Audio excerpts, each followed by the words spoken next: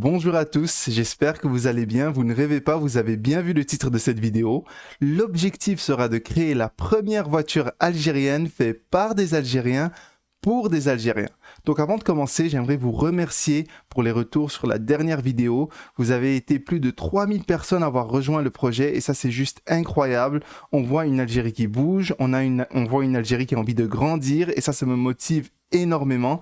Si vous n'avez pas vu la dernière vidéo sur la planification, je vous invite fortement à aller la voir et restez jusqu'au bout de la vidéo parce que je me suis entretenu avec une compagnie internationale de carrosserie et vous voulez pas manquer ça. Donc sans plus tarder, rentrons dans le vif du sujet. Donc comme vous l'avez vu dans le titre de la vidéo, aujourd'hui on va parler du design. L'objectif sera de déterminer le modèle le plus optimal afin d'atteindre nos objectifs le plus facilement et le plus rapidement possible. Donc je suis parti faire un petit tour dans le marché africain pour voir ce qu'ils proposaient, voilà, juste pour pouvoir s'inspirer et avoir une petite idée de ce que les Africains proposaient comme véhicule. Donc j'ai fait une petite liste de compagnies africaines, je vais vous les présenter et on va voir un peu leur modèle. Donc je vais commencer par vous présenter les différentes compagnies. Donc on peut voir à l'écran Innoson Vehicle Manufacturing, qui est une compagnie nigérienne. On a aussi Nord, qui est une compagnie nigérienne aussi. On a Mobius, qui est une compagnie kenyenne. On a Wallis Car, qui est une compagnie tunisienne. On a Neo Motors, comme vous pouvez le voir avec le roi du Maroc, qui est une voiture marocaine. Et on a Panji, qui est une compagnie ivoirienne venant de la Côte d'Ivoire. Donc à présent, on va aller voir un peu les modèles et on va aller voir un peu ce qu'ils proposent. On commence tout d'abord par Innocent Vehicle Manufacturing. Il propose énormément de modèles. Malheureusement, le site web ne répond pas. Donc, voilà, j'ai pas pu ouvrir tous les modèles, mais comme vous pouvez le voir à l'écran, il propose un modèle 4x4, plusieurs mêmes modèles 4x4 de style Jeep. Ils ont aussi des hatchbacks, des sédans, des SUV, des pick-up. Donc vraiment, ils ont la totale. C'est une des compagnies avec le plus de modèles. Donc c'était vraiment, voilà, surprenant de voir autant de modèles. Donc ça, c'est pour Innocent Manufacturing. Maintenant, on passe à Wallis Car, qui est une voiture tunisienne. Ils avaient proposé des anciens modèles différents de ceux-ci, mais bon, j'imagine qu'ils ont fait un petit changement à ce niveau. C'est des modèles, en tout cas, qui n'existent pas dans leur site internet, en tout cas de ce que j'ai vu. Donc, on a la Hannibal XXL, qui est un pick-up. On a la Hannibal, qui est aussi un pick-up. On a la Jetour X70 Plus, qui est une genre de SUV. Et on a aussi la Dashing, qui est aussi un genre de SUV. Donc ça, c'est pour les voitures de Wallis Car. Maintenant, passons à Nord, la fameuse voiture nigérienne. Il propose aussi une variété de modèles, que ce soit des SUV, des 4x4 style Jeep, voilà, des pick-up, des sédans. Voilà, il y a beaucoup de variétés, peut-être moins que Innocent Vehicle Manufacturing, mais quand même, c'est pas mal. Maintenant, passons à Mobius, la voiture kenyenne. Il ne propose que deux modèles, des genres de 4x4 Jeep. Donc voilà, c'est ça pour Mobius. C'est que ces deux seuls modèles qu'il propose. Pour la voiture maintenant marocaine, Neo Motors, ils n'ont qu'un seul modèle, mais qui est personnalisable. On a un genre de mini Jeep 4x4. Voilà, c'est un peu un modèle particulier, mais c'est ça qui est ça. Donc voilà le modèle marocain, c'est le seul modèle qu'il propose. Maintenant, passons à Panji, la compagnie ivoirienne. Il propose énormément de modèles, que ce soit des pick-up, des genres de 4x4 un peu dans le style Jeep, que les autres compagnies ont aussi. Ils ont des SUV, ils ont des sédans, voilà, ils ont même des petits camions, donc c'est pour vous dire qu'ils ont énormément de choix. Donc ça, c'est un peu ce qui se fait en Afrique, c'est un peu, voilà, le marché africain, c'est à ça qu'il ressemble, en tout cas pour les compagnies dites africaines. Donc ça, c'est super intéressant. Maintenant, on va se concentrer sur le modèle qu'on aimerait choisir. Le modèle que j'ai décidé de choisir est un modèle hatchback, un modèle compact. Il y a plusieurs raisons à cela.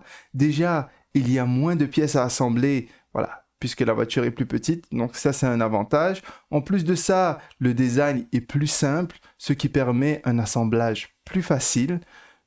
En plus de ça, puisque voilà, c'est un modèle simple, ça réduit la complexité, donc ça réduit la possibilité de faire des erreurs au niveau de l'assemblage.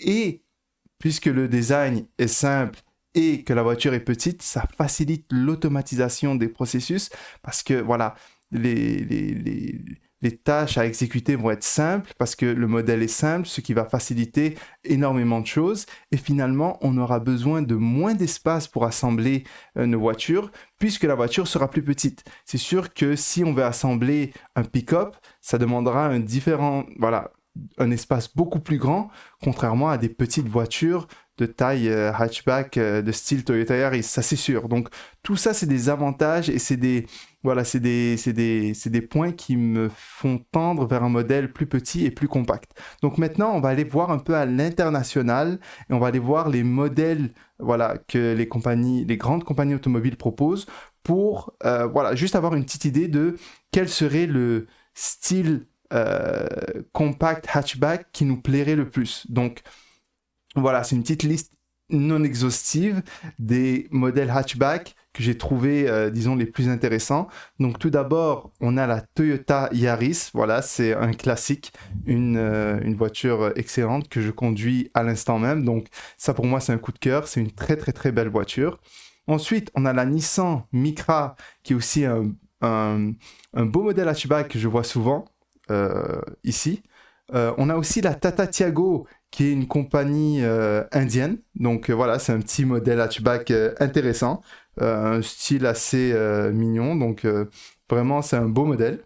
On a aussi la Mitsubishi Mirage, qui est aussi une voiture que je vois régulièrement. Donc ça, c'est vraiment un beau petit modèle sur lequel on pourrait s'inspirer. On a aussi la Chevrolet Spark, si on veut peut-être voir un peu du côté des États-Unis, en Amérique du Nord, ce qui se fait. Donc voilà, c'est aussi un beau petit modèle sur lequel on pourrait s'inspirer. On a aussi un classique, la Honda Fit, qui est un peu, qui ressemble un peu à la Toyota Yaris. Donc voilà, un petit modèle hatchback aussi sur lequel on pourrait s'inspirer. Maintenant, du côté de Suzuki, on a la Suzuki Celerio, qui est aussi un petit modèle qui ressemble beaucoup à la Nissan Micra. Donc voilà, ça c'est un modèle assez intéressant. Du côté de Hyundai, on a la Hyundai i20, qui est aussi un très très beau modèle. Peut-être aussi un modèle un peu plus sport, un peu plus luxe, mais qui est aussi un très beau modèle sur lequel on pourrait s'inspirer. Et finalement, on a la Kia Picanto, qui est aussi un modèle vachement intéressant. Donc, c'est vraiment, vraiment pas mal. C'est un très, très beau modèle et je pense que, voilà, on pourra s'inspirer sur ce style de voiture pour notre fameuse Cirta. Donc maintenant, je vais vous montrer l'origine de ces voitures, avec qui ces compagnies africaines ont fait affaire à l'international. Donc on peut commencer par Dongfeng, qui est une compagnie chinoise. Ils ont produit plusieurs voitures, que ce soit la Innocent Caris, la Innocent EX01, la Innocent EX02, la Panji Yenin. Il y en a d'autres, mais voilà, on ne va pas toutes les citer. Ensuite, on a Changang, qui est aussi une compagnie chinoise, qui a produit l'Innocent Connect. Ensuite de cela, on a Bike Global, qui est aussi une compagnie chinoise qui a produit plusieurs modèles comme l'Innocent G80 et l'Innocent Ikenga. On a aussi ZX Auto qui a produit plusieurs pick-up, que ce soit l'Innocent Granite, la Wallis Car Hannibal ou Hannibal XXL et la Panji Jetran. On a aussi ensuite de cela Kei, qui est une compagnie chinoise et qui a produit plusieurs voitures pour Nord, que ce soit la Nord A5, la Nord A9, la Nord A3. Donc, c'est ça qui est ça pour Kei. Ensuite, on a la compagnie K2HX, qui est une compagnie italienne, mais qui s'est inspirée d'un modèle chinois qui a produit la Mobius 3. Voilà, si je ne me trompe pas. Donc, la Mobius 3, j'imagine que ça vient de eux.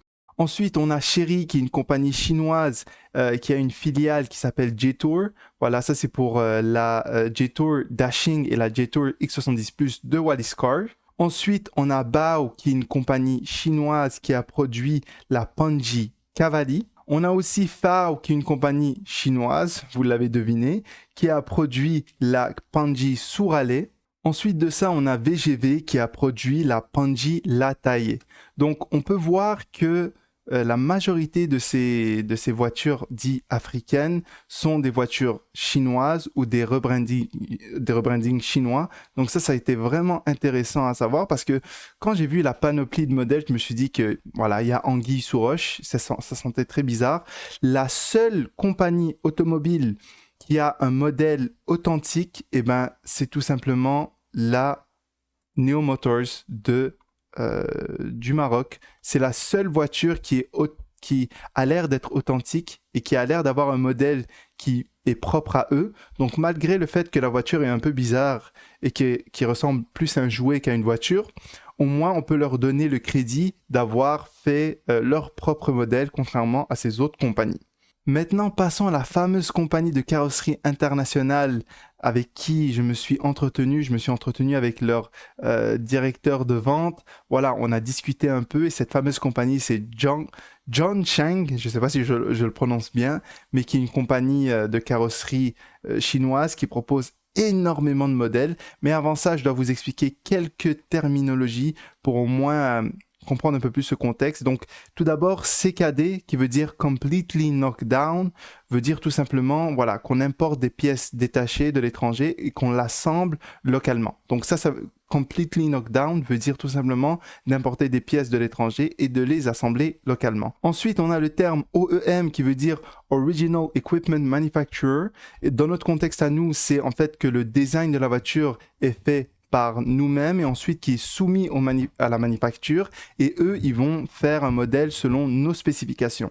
Et maintenant, pour le terme ODM, qui veut dire Original Design Manufacturer, ça veut tout simplement dire que le design vient de la manufacture et c'est eux-mêmes qui ont déjà un design tout fait et préparé et nous, on va le choisir et ils vont le produire selon le design qu'ils avaient à la base et qu'on a choisi selon nos préférences et nos objectifs. Donc, c'est ça la différence entre OEM et ODM. OEM, c'est notre propre design et ODM, c'est un design qui a déjà été fait par la manufacture. Donc maintenant, parlons un peu de mon entretien avec John Chang, avec le directeur de vente. Donc voilà, ils ont écouté mon projet, ils étaient très intéressés. Ils m'ont dit que voilà, c'était possible de créer des body kits complets pour nos voitures Cirta, malgré le fait qu'eux, ils travaillent plus pour des composantes.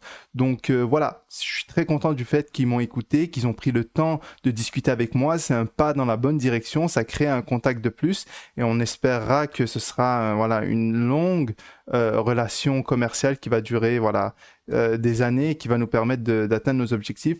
En tout cas, ils sont ouverts à la proposition, ils aiment l'idée et ils sont prêts à travailler avec nous dans ce projet. Donc c'est des bonnes nouvelles, c'est très encourageant. J'ai jamais cru que ça pouvait aller aussi vite. Donc voilà, accrochez-vous, surtout abonnez-vous et rejoignez l'aventure. Ça va aller très très très vite. Merci d'avoir écouté la vidéo jusqu'au bout. Je vous invite à rejoindre le Discord pour avoir une relation un peu plus directe avec moi. Si vous voulez qu'on discute, si vous voulez vous impliquer dans le projet, rejoignez le Discord. Vous êtes plus que la bienvenue. Merci à tous ceux qui se sont abonnés. Merci à toute la force que vous me donnez. C'est incroyable. Ce projet va très très très vite. Donc, n'hésitez pas à vous abonner et à rejoindre l'aventure. Je vous dis à très bientôt, Inch'Allah, pour d'autres vidéos et pour la suite de cette fameuse aventure.